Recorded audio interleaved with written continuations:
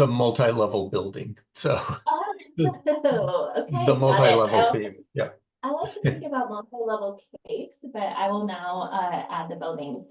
But this paper basically came about because, and this was a debate paper, so we assert some opinions and some arguments in this paper. And the big one is basically that all implementation research is multi-level until proven otherwise. So you got to start with the assumption that you're going to have to deal with multi-level context in some way. And yet the field isn't necessarily equipped to deal with that all the time. Not everyone can do in-depth multi-level training or really wrap their arms around decades and multidisciplinary sources of literature. Not everyone can hire a multi-level specialist on their research team. And although in the paper, talking about the paper, we have kind of grand visions for the field in terms of beefing up multi-level training and implementation research, I'm impatient and I don't want to wait that long. And I wanted to think of what is a bite-sized, actionable chunk of this huge topic that we could offer the field and act upon now. And so that was really my motivation for assembling this team and going through the process of writing this paper, which was truly the hardest paper I've ever written in my life, because it really is so massive, and you could spend years learning about it. So even though we spent tons of time synthesizing and condensing and organizing the material in the paper, it's still a lot. And so a huge part of today is just giving you a taste of it, giving you a sample of the types of resources we included and our approach to selecting and explaining these eight characteristics. And you're not going to walk away being ready to handle every issue or knowing every term or concept that we present, but we hope that it just gets you a little bit excited and makes you feel like you have this really good resource and foundation for learning more. So I like to kind of set expectations with this paper because, again, I really respect the mountain of research and tons of existing researchers who have been doing this for so long. And so I definitely don't think that we are creating something new. I see Erica there, and she's another one who really bridges these connections with existing disciplines and works on translating things that are common in other fields to implementation science. And that's what a lot of this paper is. And so again, this is a single paper. Nate and I have tossed around the idea of like writing a book someday, but we only had the limitations of a manuscript. So a lot of it is raising awareness about the types of things we need to think of. We've really spent a lot of time picking these 8 characteristics. So we decided as a team that those are core building blocks to get you started. One thing that was really important to me in conceptualizing this paper was including a qualitative perspective, because a lot of existing resources on multi-level designs and analysis have a real quantitative bent. And then again, we wanted to do the heavy lifting of not only saying here's a bunch of resources, but actually giving you implementation science specific examples and language so that the material we are bringing over from existing fields is easier to grasp and jump into the implementation research issues that we face. So we're definitely not going to get into every possible multi-level implementation research issue you will encounter. We're not going to go super in depth with any technical guidance for either quantitative or qualitative methods. Our plan as a group is to do some side papers with that someday. And we definitely can't tell you, what you should for sure focus on in your project in terms of levels or constructs or an analysis plan. And I found this quote when I was looking at other kind of best practice articles in organizational science, and we basically are lifting what Melina and Azarin and colleagues did. And so with this paper and this presentation today, our approach will really be to see the forest rather than the particular trees. So we're going to examine the big picture, indicating the main elements of multi-level research. An exhaustive analysis is way beyond the purpose of this paper and this presentation, but we will give you key references, examples, and kind of starting points that you can use when you're bringing multi-level research practice into the implementation topics that we're all interested in. So here's a list of the 8 recommendations that we came up with. And we spent a lot of time on every little aspect of this because we were like, should we make a checklist? Should we make guidelines? And we ended up saying characteristics, so features of studies. Rigorous multi-level studies have these 8 features, and that was pretty intentional language. So for the rest of the presentation, Greg and I are going to go through each of these. So I will do the first 4, and then Greg will wrap us up with the characteristics 5 through 8.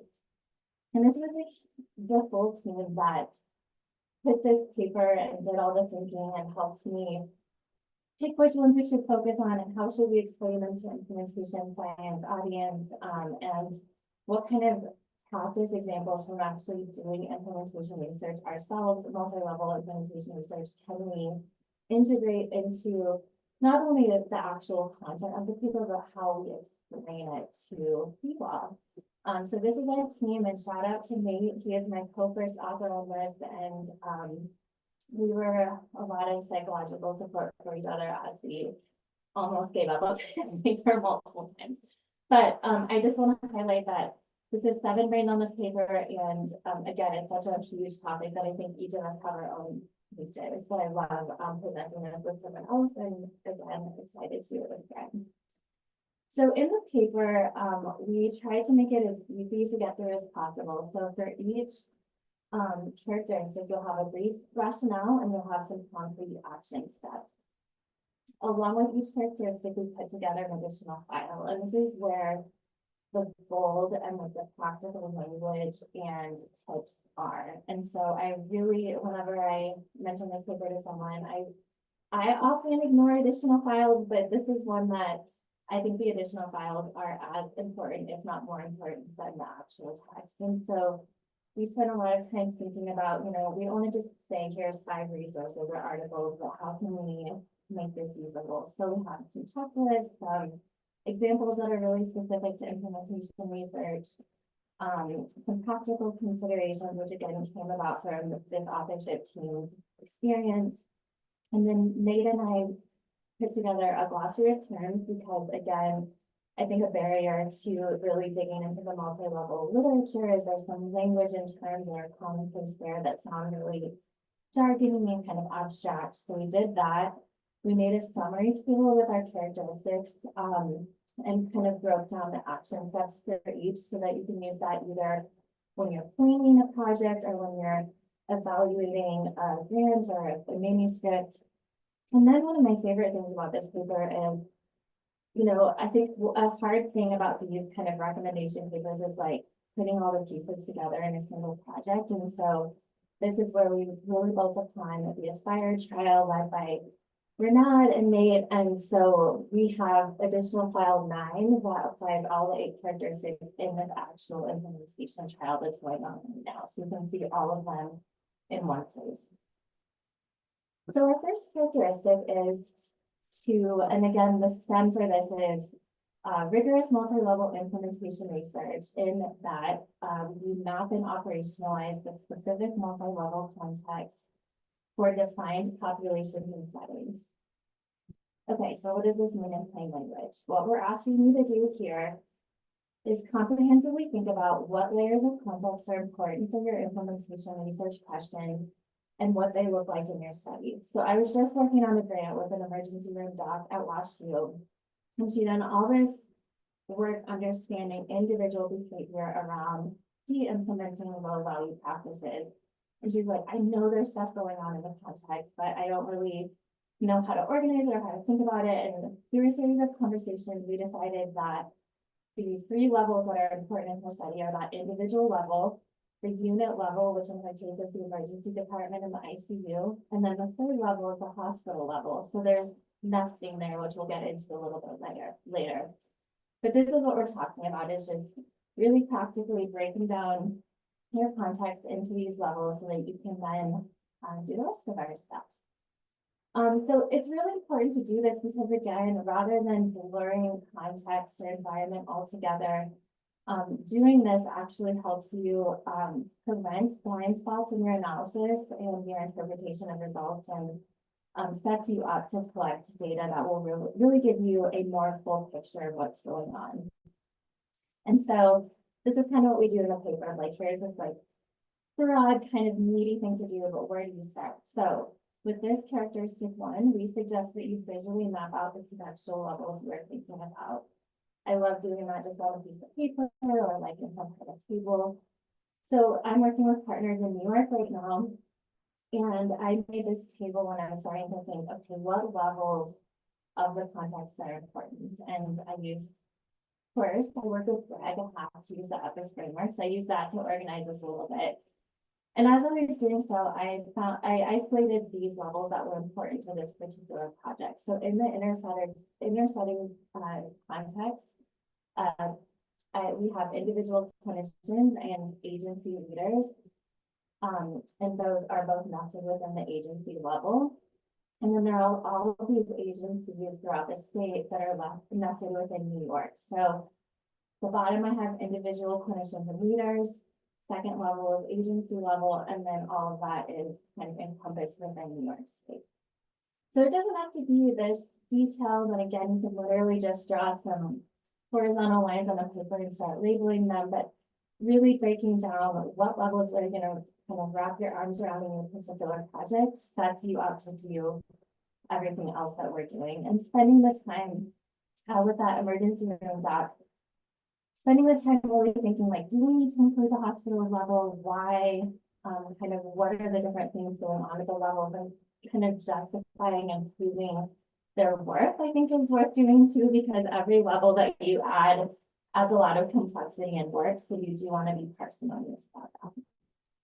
So we don't have time today, so I'm just going to give you these little teasers of additional files, and I'm not going to give you any more than that, and I'm sorry, but here's a teaser for the first characteristic, and this is a list of prompts that we came up with and just trying to create that map of contextual levels.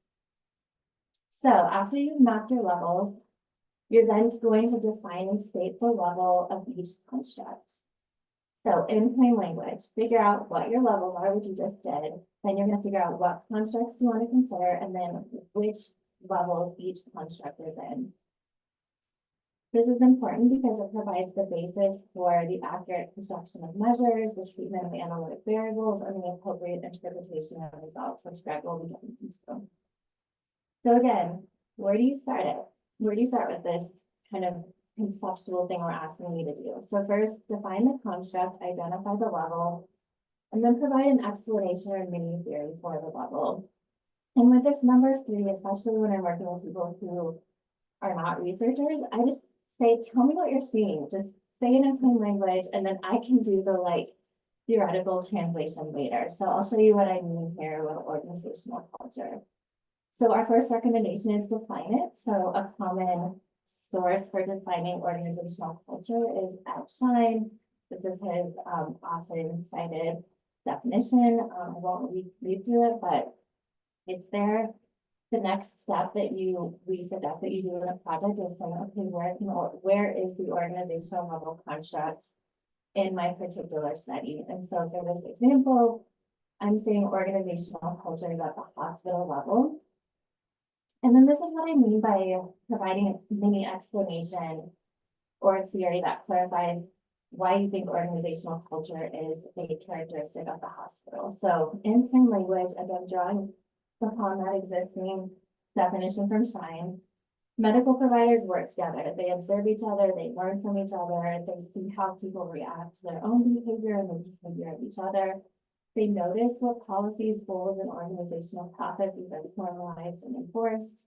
And through all these social interactions, medical providers develop a shared understanding of what the norms and values of working at the hospital are. Culture at the hospital level then emerges from these individual provider level experiences and behaviors. And I won't spend too much time on this now, but I think a lot of times in implementation science, we throw in climate, we throw in culture, we throw in leadership, but we don't really do this part of like, does that actually make sense for our particular project? And if so, how would that actually work? So quick teaser, if you want to make one of these levels where or tables where you're saying, okay, here's the level, here's the construct, here's the theoretical rationale. We have that all for you with the Aspire Child example. Okay, characteristic 3. You have your levels.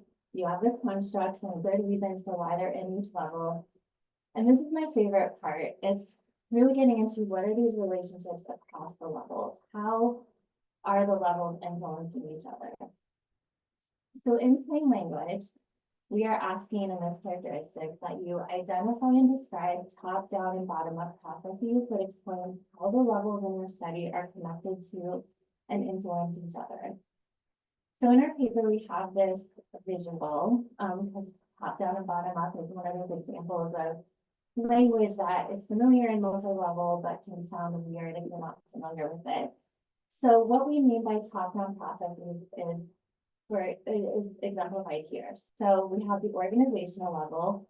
Implementation climate is a construct that resides at the organizational level. And that arrow going down shows how implementation climate influences the provider level construct of competence to implement with fidelity. And since we have 3 levels here, we have another top-down process where that provider level competence to implement with fidelity then affects the patient level experience of fidelity to the intervention. And you can identify all kinds of top-down processes in your own work. And again, it's anchored in whatever levels you've identified. And I always like to do a bottom-up example with the same construct. So let's stick with implementation climate. So here we have individual level, we have clinicians. So clinicians are observing each other's behavior around EVP use. So things like, can I adapt? Is fidelity monitored? Do I get in trouble if I don't go to training? And then supervisors are responding to their clinicians and, have certain expectations. They're paying attention to certain things. They're either explicitly or implicitly rewarding or punishing things. And collectively, that behavior and those social interactions create this property of the organization, this implementation climate, or the degree to which there's shared understanding among individuals around what the organization values, recognizes, and supports in terms of EVP and its implementation. So that's what we mean by bottom up, when a lower level is affecting a higher level. And I won't get into it too much, but there's a lot about this idea of emergence when it comes to bottom up processes. So this is an essential step for planning your data collection and analysis. Again, I think a lot of times people get through that first step of, here are my levels, I'm gonna do climate here and some sort of like psychological safety at the team level and, attitudes at the individual level, but don't really like outline why those things relate to each other or if it actually makes sense in your particular situation. And I added this second line of why it's important. So going back to my colleague in the med school, I encouraged her to do this, and she mapped out the levels at the individual emergency department and hospital level, the constructs at each, and then she's had a million different colored arrows of all, organizational affecting unit affecting individual, and individual affecting unit. And I was like, this is so cool. Each one of these lines is a testable relationship. This could be like 20 years of research because you took the time to actually identify these relationships. So again, where can you start? And as you can probably tell by now, I'm a really visual person. So I suggest mapping it, drawing it out like this. And I really learned from Greg how to do this with the 3 levels, and he'll show you his loci example. But write your levels, write the constructs, and draw the arrows and what those arrows actually mean. And this is something where Mark on our team made me a little bit less snobby. I was trained that you should really draw upon kind of existing organizational theory. And he's like, and I've come around a lot with implementation research too. You can have your own kind of practice-based, and this is what we mean by meaning theorizing. So maybe it's not actually rooted in existing theory, but you are talking with your partners and your team about exactly why implementation climate, this bottom arrow affects patient level experience. So theory can be, when we use the word theory here, it can be interpreted pretty broadly and informally. So again, quick teaser for our resources in this paper. Again, we have a glossary. So as you're reading this characteristic, you're like, oh, what does that bottom-up processing mean? You can just go here and get a pretty, hopefully succinct definition. Okay, so my last characteristic is, and I, I was gonna say this is one of my favorites too, but I think they're all my favorites. But, and this is one I think people don't think about a lot either. And here we are asking you to really specify the temporal scope of each phenomenon at each relevant level. So in plain language, for each level in your study. So again, in the tape or in the figure I just showed you, there was patient, provider, and organization. Ask yourself, how quickly can I expect to see change at the organization, provider, and patient level, for example? How long do I need to wait before I first measure change? How often do I need to measure things to pick up on those changes? So I was on a project with colleagues in Sweden, and they were measuring fidelity at the provider level and the site level. And originally they just had 3, 6, 9, 12 months time points for all of the levels and all of the variables. And they were asking me like, when should we measure fidelity at the site level? What are the rules? And I was like, there's no standard, you should always measure 6 months after doing something. A lot of it comes down to what you're asking of people to do and what you know about your site in terms of when it's reasonable to expect change. And I think sometimes we get locked into these measurement choices in terms of when we're going to measure things, and it can distort whether or not something is working or not, because sometimes, especially at higher levels, we need to give things a little more time to actually see change. So another question you can ask yourself to get at this temporal scope is, how is change at this level going to match up with change at another level? And if I'm seeing change quicker at the individual level, for example, how am I going to make sure that I'm kind of slowing down the measurement at a higher level so that I'm capturing all these different timelines? And then along with temporal scope and measurement, kind of thinking about what's going on at different levels, you can consider, is there something expected, like a planned major leadership change? We know our deputy director is going to leave, or maybe there's something unexpected, like the global pandemic going on, that could affect kind of the timing and pace of change at each level. So this is important because people, teams, organizations, and systems change at different rates. And a rule of thumb in organizational behavior literature is that lower levels are going to change quicker. And I added that organizational behavior literature point because when I presented this at WashU, Ross Johnson was like, I don't agree. I think, it can actually be faster at the higher level when we're thinking about policy change. So rules of thumbs will depend on which discipline you're in. And the bigger point is just kind of acknowledging and accounting for the fact that the rate of change is not consistent at every level. So where can you start? This is where I will point you to additional file 4, where we created a list of prompts to consider when you're deciding and explaining the frequency and timing of measurement at different levels. So here it is, we can look at it later, but the first one, for example, when you expect to observe change in each relevant outcome at each relevant level. So yeah, don't have time to go too much. So I'm handing it off to Greg. I know this is a really kind of meaty, potentially dense and boring presentation, so I just wanted to break it up with my extremely cute niece, McKenna, and I'll pass it to you.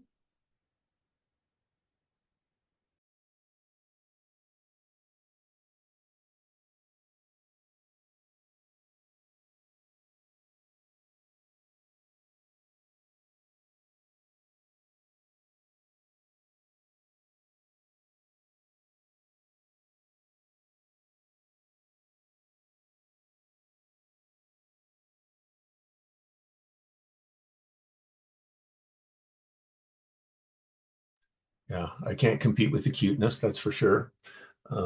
So thanks, Rebecca, for the little happiness break there.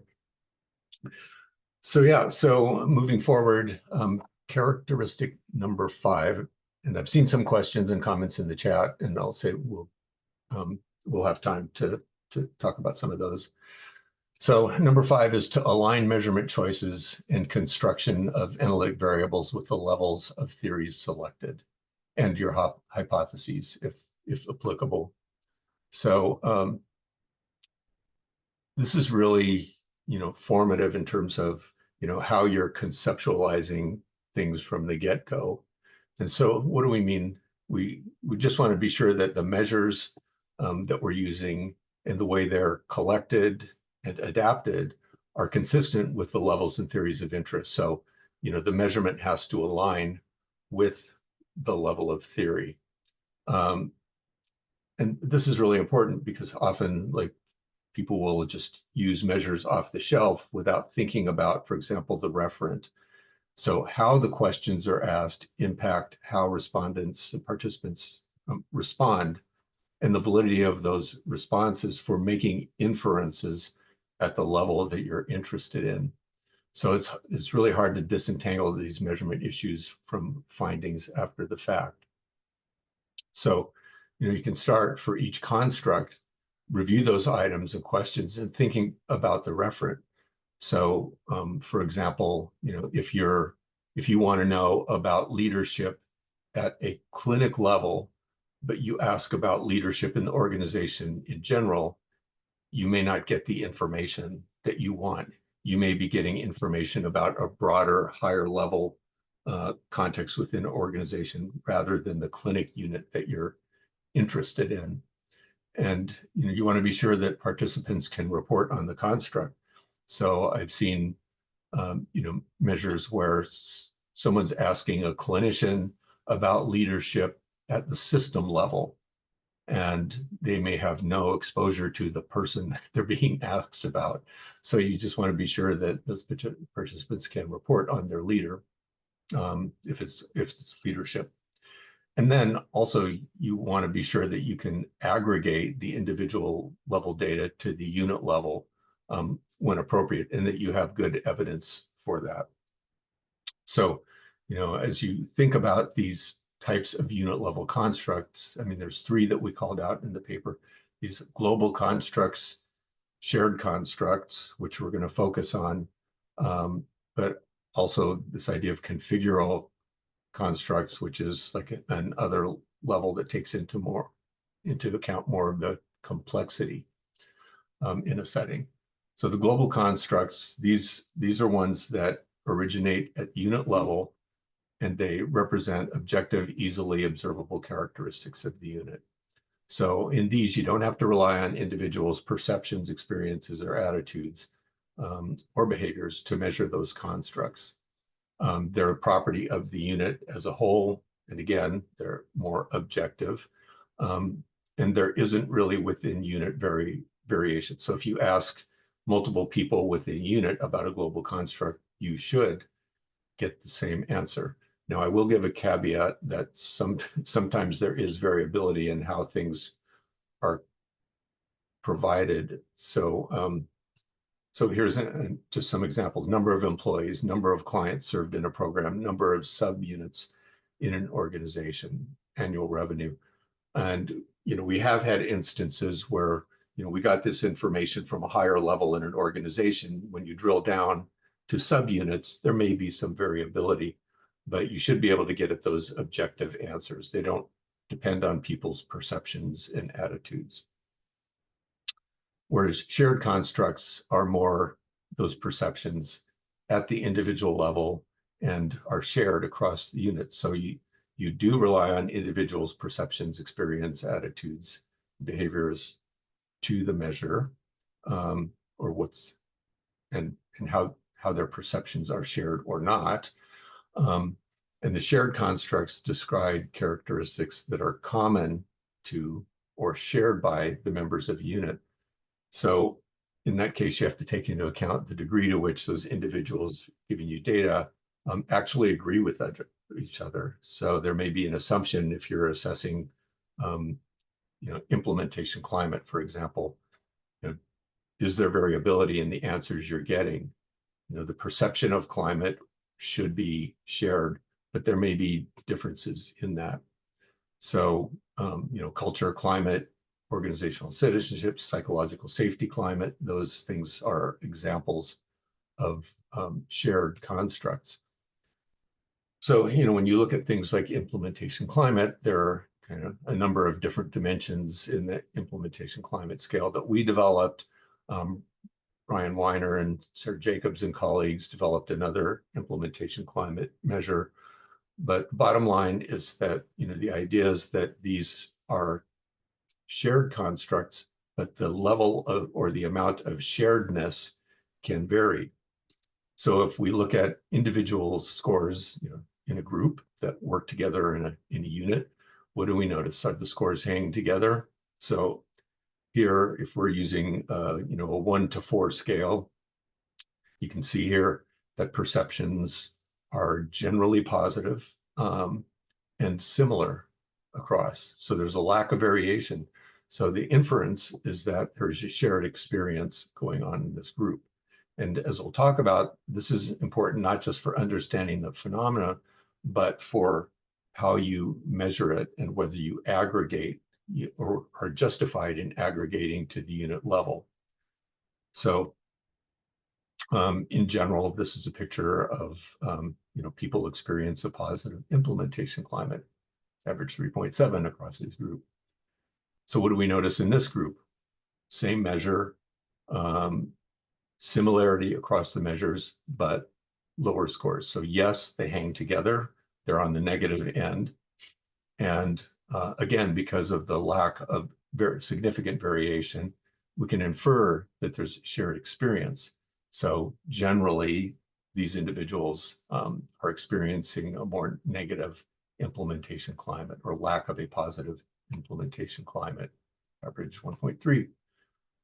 So in this example, you see we have multiple individuals again, but are the scores hanging together? No, they're not, because you see variability. So if we, look here, we have a score of 4 on a climate measure. Here, a score of 1 on the climate measure, 3.6, 1.3. So a lot of variability. So we can't infer that there is, in fact, a shared experience going on here. These individuals are just all over the place around their perception of climate. And so, there's an average, but, it doesn't tell you anything about the sharedness if you just look at the average. So it's really important to drill down on these and understand that. So, when people agree, in this case, that the climate is not positive, or they're all over the place, that tells us different things, very different problems and potential implementation strategies, solutions. One might be to, if it's a negative climate, then you might focus on really raising the level of climate. For this group, you might focus on bringing together those perceptions of climate and having techniques or ways to really have more common perception of the climate. And then you can think about raising the climate. So, again, the message here is to avoid misalignment as much as possible. So, again, it can also go back to how you design your measures and if you're not asking the questions in the right way. So you want to, for example, avoid using individually referenced items to measure a theoretically shared construct.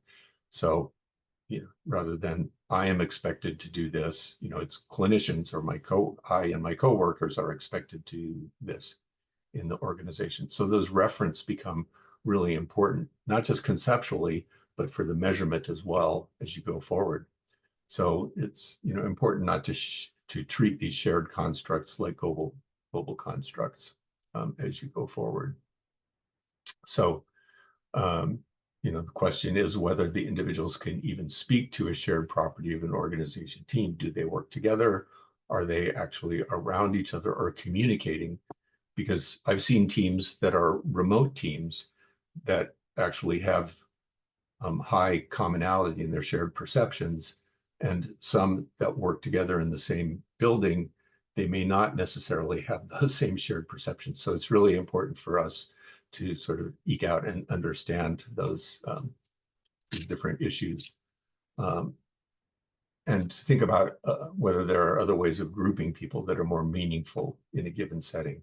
So again, it's identifying that best target for our implementation strategies in order to address the problem at the levels that are important, and depending on the multiple levels in an organization. Okay, spent a long time on that one. So characteristic 6 is using a sampling strategy consistent with the selected theories or research objectives and a large enough sample and variables to examine the relationships at those levels. So what do we mean? So need to make sure that the sample is an adequate size at the levels of interest, and pay attention to issues of variability and representativeness at each level. And this is from a quantitative perspective. It's important because implementation research often considers interventions and outcomes that cut across levels. So your sampling strategies can have negative effects for your findings if you're not sampling appropriately across those levels. So you can start by building on other characteristics and ensure that the sampling choices align with constructs and relationships being studied, as well as measurement choices. And additional file 6 gives prompts to consider when designing your multi-level study and checklist for a sampling plan. So in this NIDA study, I was PI on, we were intervening at the org level and at the leader level. So this higher level at the leader level, and you can see this is multi-level from organization leadership and group level or clinical level leadership affecting group level implementation climate, which was hypothesized to affect attitudes toward evidence-based practice, implementation, citizenship behavior, and reach and fidelity. And so, we had to think about, the org level, the group level or clinic level, and also the individual level. And we were really most focused on the clinic level, and our randomization was within organizations, randomizing groups or clinics to our leadership intervention. And so, we powered this. And when I first heard this from my statistician, that you need 60 clinics randomized to one of two conditions, we followed that advice. And so we had the units that we needed to undertake the analyses. So for each of these three levels, we had to think, is my sample big enough? And is there enough variability? And is it representative enough so that we could apply the quantitative approach? And what can we learn and contextualize with our qualitative methods enough? So, so this is just another example of honing into these different levels and really thinking through what's needed at each of those levels. So the 7th recommendation is to align the analytic approaches with the chosen theories and hypotheses, ensuring they account for measurement dependencies and nested data structures. So we mean there's no single best way to analyze data from a multi-level implementation approach. Anchor point, ask yourself, does my analytic approach fit all of the things that I figured out, understand, and set up in those previous characteristics that we've gone through? So a lack of alignment between those theories and the hypotheses and how data are analyzed can lead to erroneous conclusions, but also importantly, if those aren't aligned when you submit your proposals for review, statisticians and methodologists are going to look at the relationship between the theories and hypotheses you proposed and whether or not you're actually assessing those at the appropriate level. So you can start by being very clear on the levels of theory, constructs, and measurement. Right? The more clarity you have and have clearly specified those levels, and your measurement addresses those levels, and like the reference for your measures refer to the correct levels, then it's going to make analyses more straightforward. And then select analyses that account for dependencies in hierarchically sampled observations. So if you have a 3-level model, you're going to have to be able to, assess those 3 levels with your, not only your nested data structure, but with your analytic techniques. But then it's really helpful, I think, to be clear in the write-up on what decisions were made and why. And I think for us as investigators, and it's like for me personally, it's important to do that write-up and then go back and review and say, is this clear? Am I specifying why those decisions were made? Do my, measurement tools refer to those theories, constructs, and hypotheses at the appropriate level? And is this a clear explanation as we go through? So it's really important to think about those measurement dependencies and nested data structures as you're doing this multi-level research in implementation science. So what do we mean by nested? So we can, have a study with patients, we can have providers or leaders, maybe all in a surgical oncology department. And so, we have these levels of nesting. We have a hospital unit, we have providers, so n equals 3 at this level, and then our patients nested within that. So the measurement dependencies are, is there the shared experience of Dr. A, Dr. B, and Dr. C's leadership, and what's it like to be on their team? So, our reference for this group would have Dr. A's name as the referent. So Dr. A provides strong leadership on this dimension, right? For this group, it would be specifying Dr. B.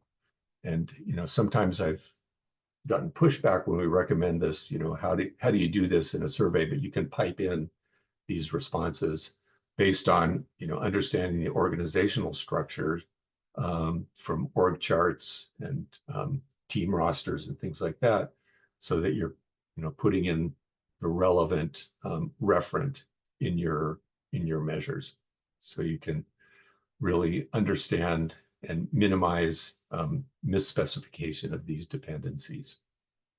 And finally, characteristic 8 is to ensure inferences are made at the appropriate level.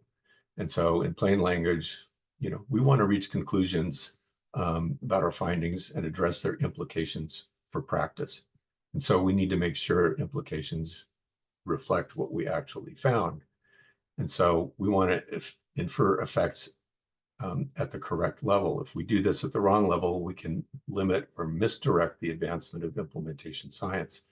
So for example, if I say, leadership in this organization was associated with, fidelity in our implementation strategy, affected leadership, and that impacted fidelity. And if we talk about leadership broadly, someone may misconstrue that we're talking about executive leadership, when really what we're talking about is the leadership at the clinic level, where there may be some variability as well.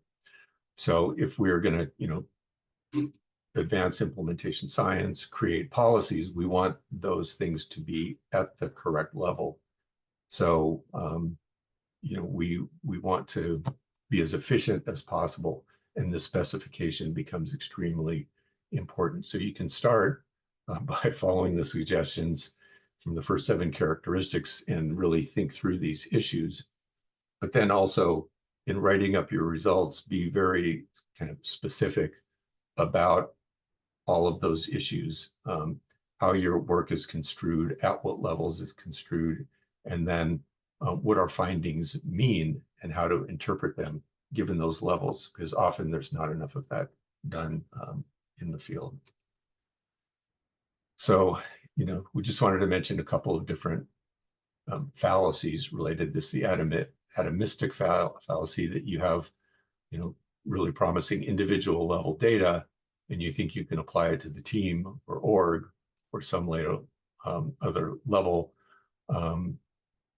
but financial incentives given to clinicians may have improved EBP use, and so you increase adoption at the agency level and give the agency money versus providing incentivization to clinicians, or providing financing grants to states versus provider organizations, when there's differences in how those applied. And our work of our colleague Alex Dopp up at RAND is looking at that with respect to implementation of and sustainment of evidence-based um, treatment for substance use in adolescents.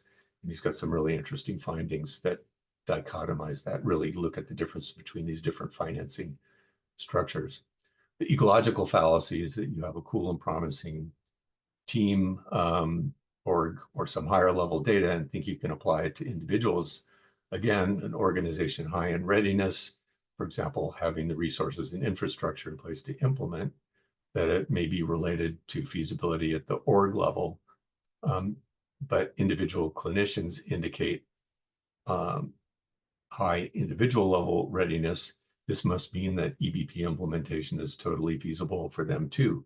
It's not necessarily the case because there may be other factors such as workloads and competing demands that may impact implementation activity. So, I think low-hanging fruit for the field is to be precise in our language and descriptions, and to really be clear about those relate to how we frame these multi-level issues when we're thinking about implementation strategies and approaches. So, Rebecca, you want to take the takeaway points, or? Sure. I think you have to advance it for me though. And I'm so sorry we didn't leave a lot of room for questions. This presentation is so hard to do in a decent amount of time, but key takeaway points from this presentation and hopefully the paper that you will now be excited to read. Multi-level implementation research is deceptively hard. And again, we don't want to assume that everyone can get a multi-level expert on their team or everyone should go take a class or something, but just respecting how hard it is and kind of taking that into account a bit more is something that we hope the field can do. You can't measure and deal with everything. So I think a theme across these characteristics is being really intentional and thoughtful about why you picked your levels, constructs, and certain relationships to focus on. And along those lines, we can do better as a collective. We actually specify and report this reasoning more when we're conducting multi-level research. And again, kind of our big vision is that this is a really important area for growth in the field in terms of how we're trained, who's on our research teams, and what existing literature and thinking we can bring over and leverage more in implementation science. So yeah, Greg, we didn't give hardly any time, but the paper is there, and here's our emails. If any of these things we might have time for like a couple quick clarifying questions, but please email us, and if you have that paper and the resources now, we're happy to answer questions. And that's Carol put the evaluation. Thank you, Monica. It looks like we have a few minutes if anyone has any kind of questions or comments. Hopefully we didn't just scare everyone away from doing multi-level. That's when we put the baby pictures and like the calming grass and the flowers. I have a quick question, maybe. This was awesome. Thank you both for sharing this super cool paper and breaking it down. It's fun to read it and then also see it get presented. It just sort of works in my brain in a different way. So thank you for that. My question was about one of the later recommendations about temporal considerations. And I always wonder this when I think about like policy D&I happening. Like when I think about policy actors, I think about also maybe provider organizations and payers. And then I start asking myself, well, how am I defining my EPIS phases? The implementation strategies are being paced, and designed in these very specific EPIS phases. So thinking of like really defining what exploration, preparation, implementation, and sustainment are for one of those levels. And then sometimes I'm like, oh crap, now I think another level is at a different EPIS timeline. Yeah, I agree, especially thinking about policy implementation. It's like once it moves from kind of, deciding to do a policy to actually enacting it, like then you're kind of starting over in a lot of ways or Yeah. earlier in time. And so, yeah, I think that kind of And again, it opens up such a huge can of worms and hurts your brain and makes you want to quit because it's so hard. But like that kind of nuance and critical thinking is exactly the type of kind of pausing and reflecting that we're hoping will come out of this paper. And I think you're one of the scholars that can actually like figure out the methods for doing that and some guidance around like how to juggle different timelines at different levels.